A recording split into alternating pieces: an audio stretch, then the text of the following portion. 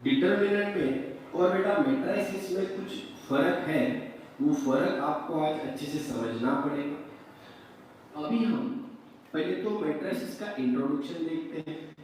सो पढ़ो इसमें क्या लिखा हुआ है। The theory of matrices The theory of matrices was developed by a mathematician Arthur Cayley। यानी बेटा ये मैथमेटिशियन है जिसने मैट्रिसेस के थ्योरी को डेवलप किया था। हर टॉपिक किसी ना किसी ने तो रिसर्च किया होता है या फिर इन्वेंट किया होता है।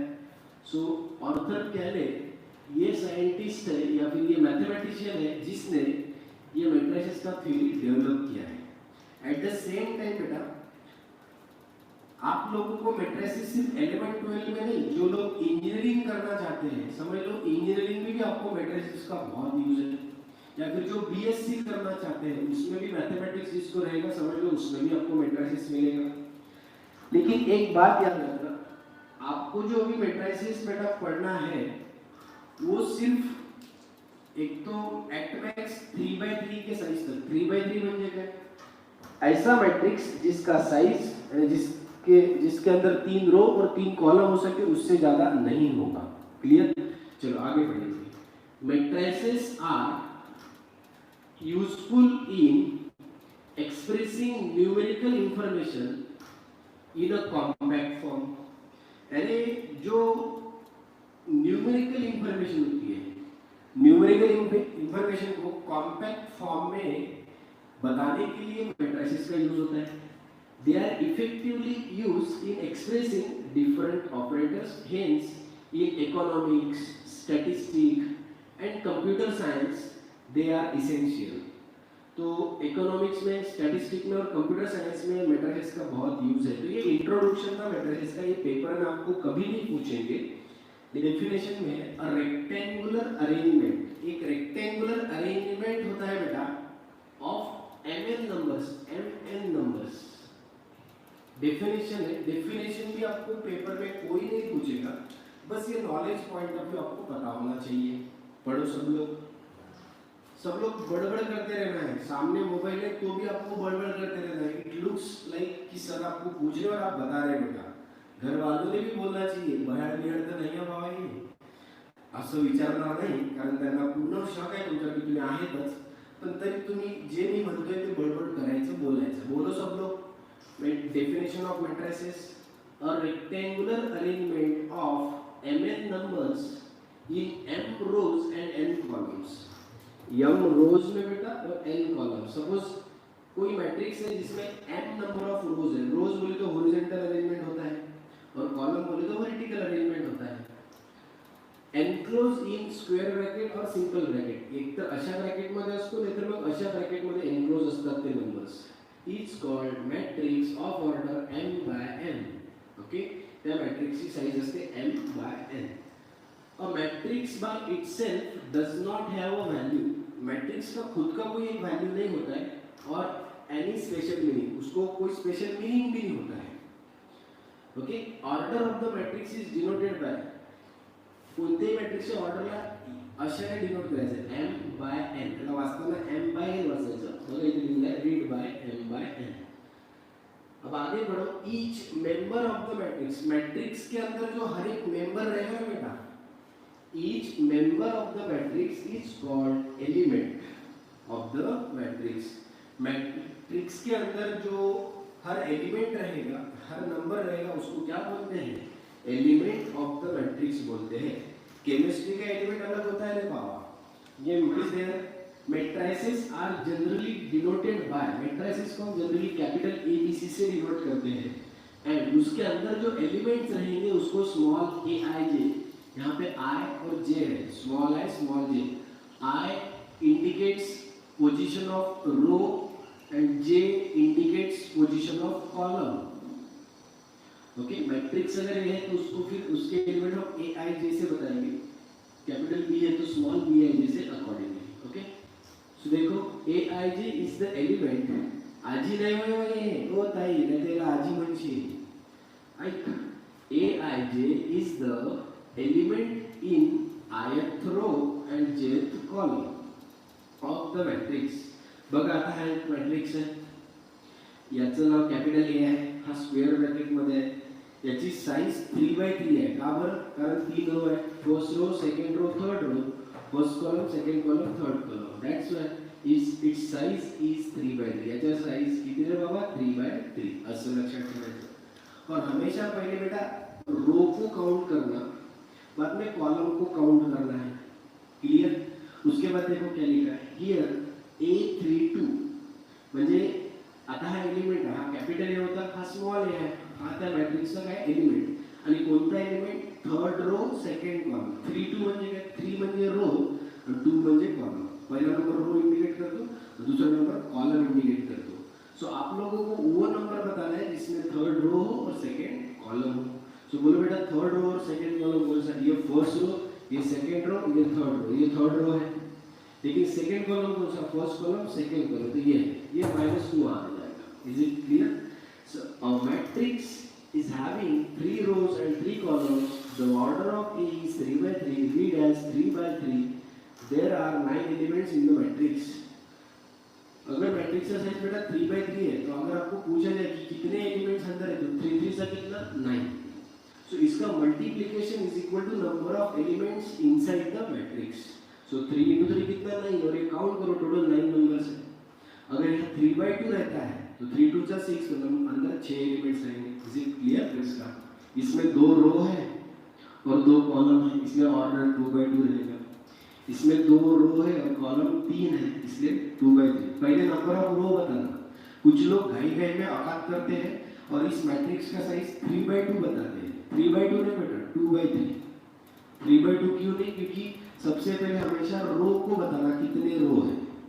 सो रो काउंट करोगे तो 2 ही रो है, पहला रो और ये दूसरा रो. हॉरिजॉन्टल अरेंजमेंट रो का होता है, वर्टिकल अरेंजमेंट कॉलम बोलते हैं. सो फर्स्ट रो, सेकंड रो, 2 रो है, column, first column, second column, third column, इसलिए 2/3. Is it clear? तो 11 के पेपर में जो पहला एक्सरसाइज रहेगा इस टॉपिक के ऊपर, उसमें एक क्वेश्चन ऐसा भी है, identify the type of matrix. म्हणजे तुम्हाला काही मॅट्रिक्स दिले राहतील आणि तुम्हाला मग त्याच्यापैकी ओळखावं लागतं की त्या मॅट्रिक्सचा टाइप कोणता आहे. म्हणून तुम्हाला सगळे मॅट्रिक्स माहीत असणं खूप जरुरी आहे. म्हणजे विद्यार्थी JEE CET अशा एक्झाम प्रिपेअर करतात ना, त्यानंतर हे तर असे मस्तकावर लिहिलेले असले पाहिजे, एवढे पाठ असायला पाहिजे, एवढे लक्षात असायला पाहिजे. हल्लू सबको समझ में आएगा. देखो सब लोग, 11 में मैट्रिक्स का ट्रेलर है, मैट्रिक्स का पिक्चर 12 में रिलीज होता है, बरोबर? कमाल. चलो. और हो, हाँ एक और बात, अगर बेटा इस टॉपिक के लिए आप अगर हीरो और हीरोइन हो तो हम भी एक विलन है, याद रखिएगा. कमाल. चलो टाइप्स ऑफ मैट्रिसेस पढ़ो. उसमें पहला मैट्रिक्स कौन सा बेटा? Row matrix. अब what is mean by row matrix? पहिला मॅट्रिक्सचा टाइप आहे काय? ज्याचं नाव आहे रो मॅट्रिक्स. रो मॅट्रिक्स कशाला म्हणतात? वाचा, तुम्हाला वाचण्याबरोबर समजेल, एवढं सोपं आहे. जे 10वी पास वगैरे आहे त्यामध्ये पटपट कळतं. जे लटक मला त्यांचा विषय वेगळा आहे. बघा, a matrix having only one row, ऐसा मैट्रिक्स जिसमें सिर्फ कितने रो हो? एक ही रो हो. जिस मैट्रिक्स में एक ही रो होता है उसको रो मैट्रिक्स बोलते हैं. चाहे कॉलम कितने भी हो, लेकिन रो एक होना चाहिए. तो इसलिए लिखा है a matrix having only one row is called a row matrix. इसलिए बेटा उस मैट्रिक्स का साइज क्या होगा? It is of order 1/n because this indicates number of row.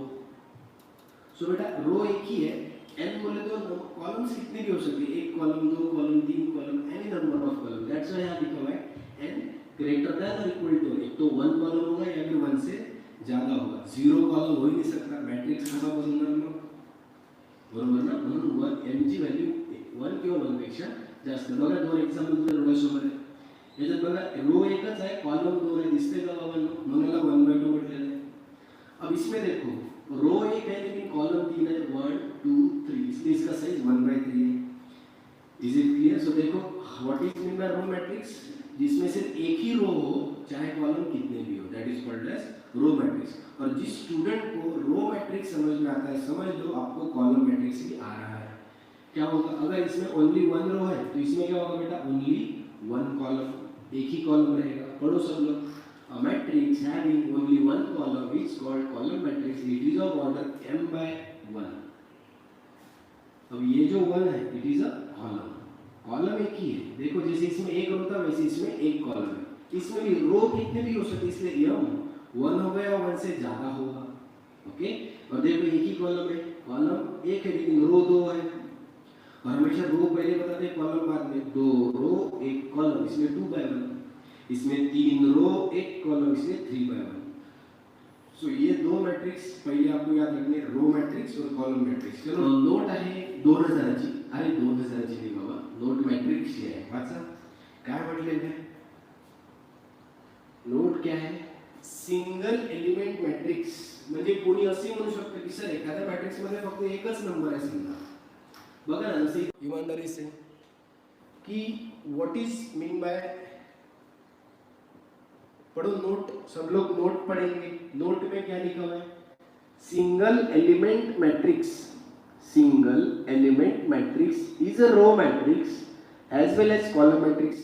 जिस मैट्रिक्स में एक ही एलिमेंट हो बेटा, जैसे यहाँ देखो 5, फिर अगर आपको पूछा जाए कि ये रो मैट्रिक्स है या कॉलम मैट्रिक्स है, तो बेटा ये रो मैट्रिक्स भी है और ये कॉलम मैट्रिक्स भी है, क्योंकि इसमें एक ही रो है और एक ही कॉलम है। यस और नो, शाबाश। तो single element is also a matrix whose size is 1 by 1. That's why this type of matrix is called as row as well as column matrix. Okay बेटा, चलो अब नेक्स्ट मैट्रिक्स पढ़ो, zero और null matrix.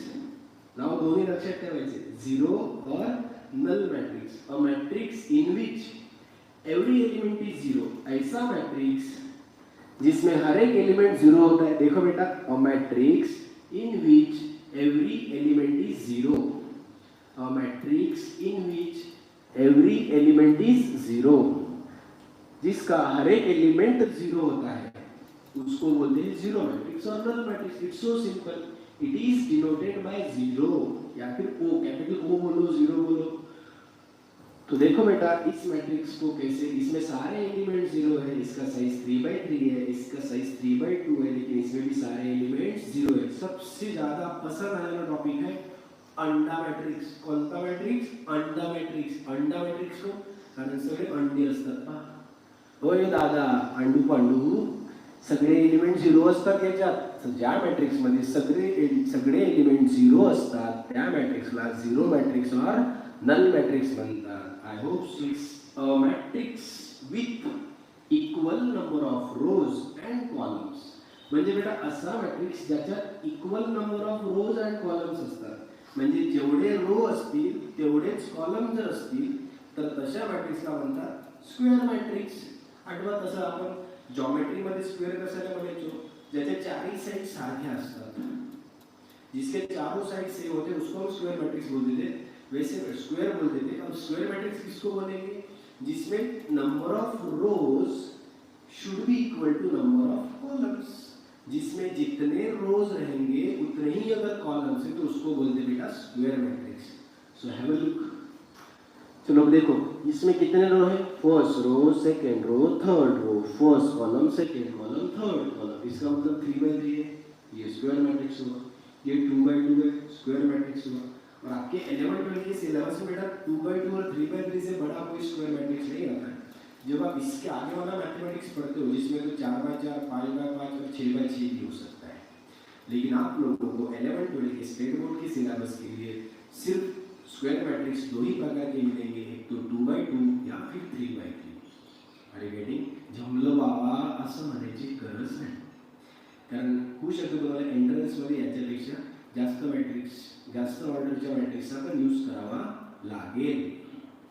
Okay बेटा, हा झाला कोणता matrix, square matrix. त्याची नोट वाचा, अ मॅट्रिक्स ऑफ ऑर्डर n/n, ज्या मॅट्रिक्स ऑर्डर n/n आहे, म्हणजे जेवढे नंबर ऑफ रो तेवढेच नंबर ऑफ कॉलम्स आहे, is also called as a square matrix of order n। त्याला फक्त तुम्ही ऑर्डर n पण म्हणू शकता।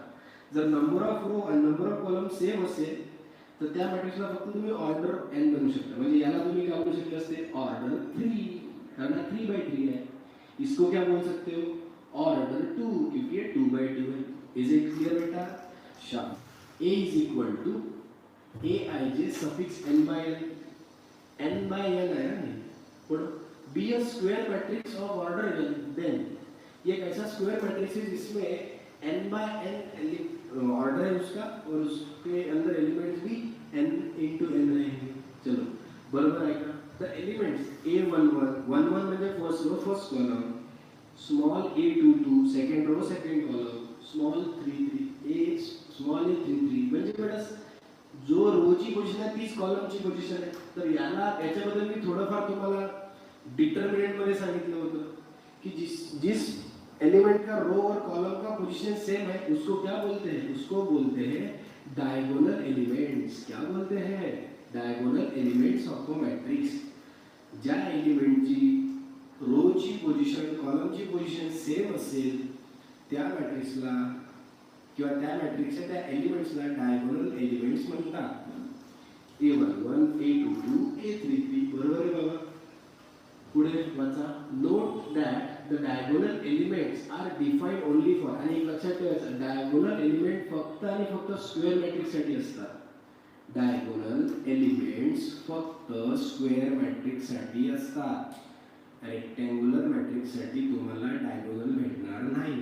फक्त कोणत्या मॅट्रिक्स साठी डायगोनल एलिमेंट्स भेटणार? स्क्वेअर मॅट्रिक्स साठी. आणि what is mean bye square matrix? जितने रो है उतने ही कॉलम होने चाहिए. बरोबर. चला पुढे वाचा. आणि लक्षात ठेवायचं डायगोनल एलिमेंट्स त्यालाच म्हणतात I इक्वल टू काय असायला पाहिजे? J. That is important. I equal to J म्हणजे रोची पोझिशन आणि कॉलमची पोझिशन सेम असेल तरच त्या एलिमेंटला तुम्ही डायगोनल एलिमेंट म्हणू शकता. आणि जिथे बेटा I not equal to J असेल त्याला म्हणतात नॉन डायगोनल एलिमेंट्स. काय म्हणतात? Non diagonal elements. म्हणजे फॉर एक्झाम्पल तुम्हाला म्हटलं A13 this is a non diagonal elements कारण row first and column third आहे. समजा A21 this is non diagonal elements क्योंकि रो सेकंड है और कॉलम फर्स्ट है. तो इस प्रकार के एलिमेंट्स को बोला जाता है नॉन डायगोनल एलिमेंट्स क्योंकि इसमें जो रो है वही कॉलम नहीं है. रो और कॉलम का पोजीशन अलग अलग है बेटा.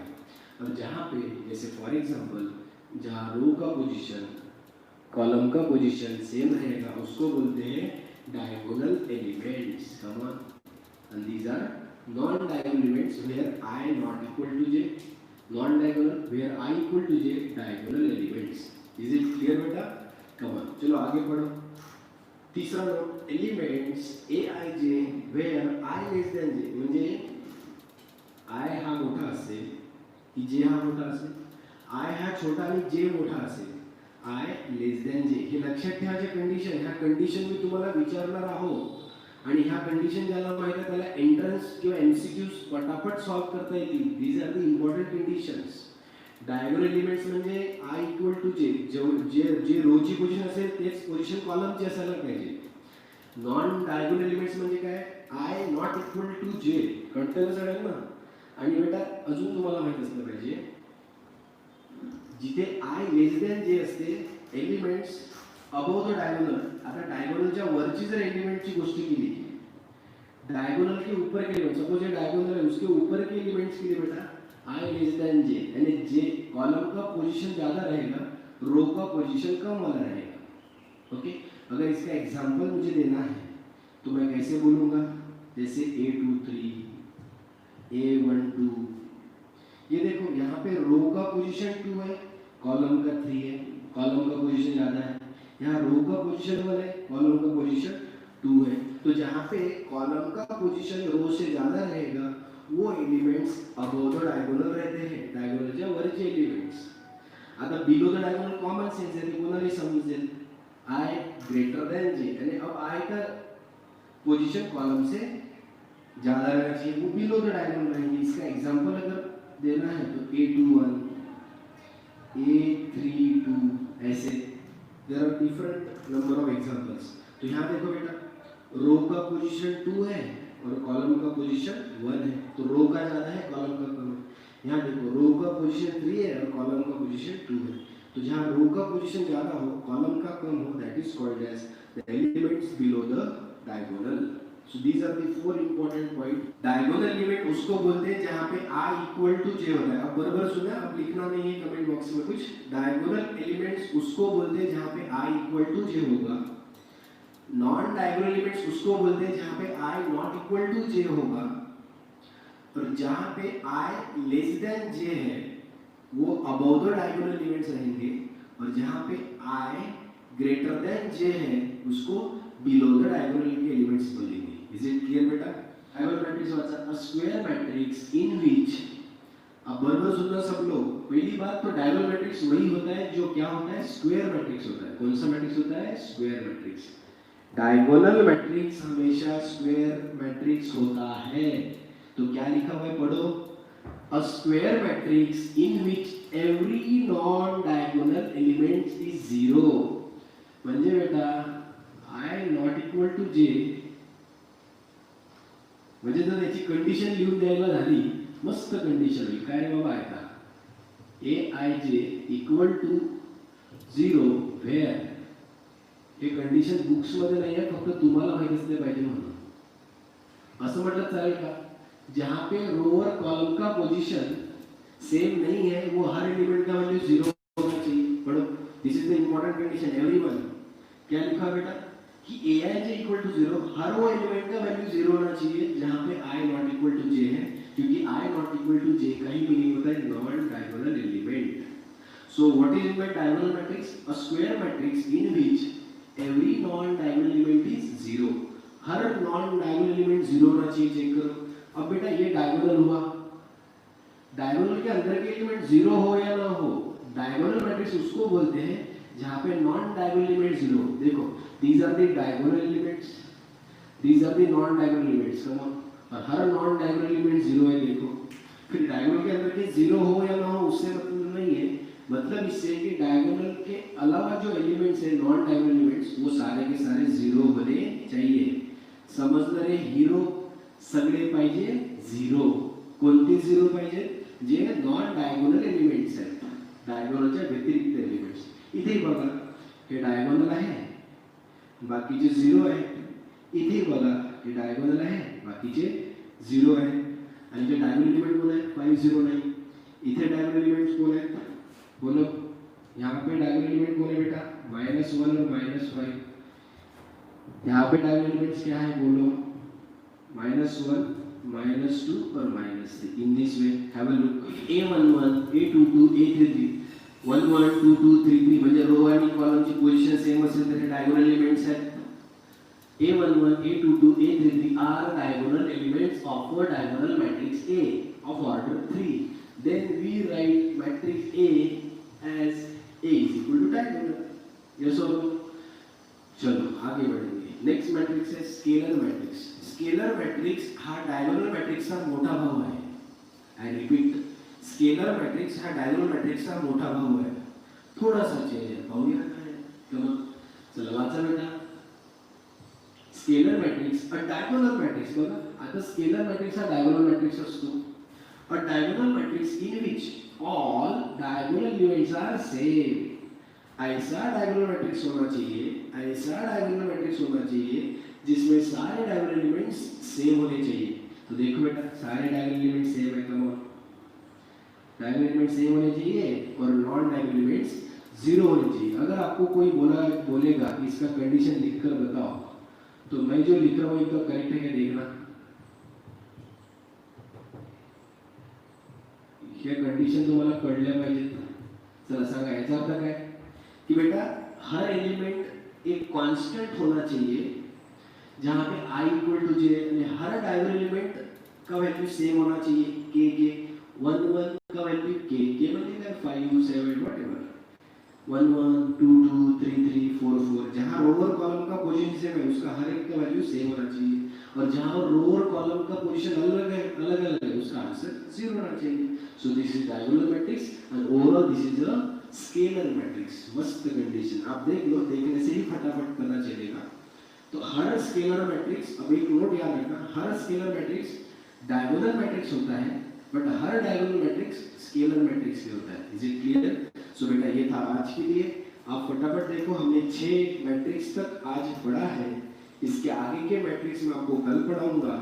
और जो भी आपके फ्रेंड्स अभी तक के ज्वाइन नहीं हुए उनको सबको बताओ कि 11 के ऑनलाइन क्लास स्टार्ट हो चुके हैं. एट द सेम टाइम 10 के भी ऑनलाइन क्लास स्टार्ट हो चुके हैं बेटा. लेट्स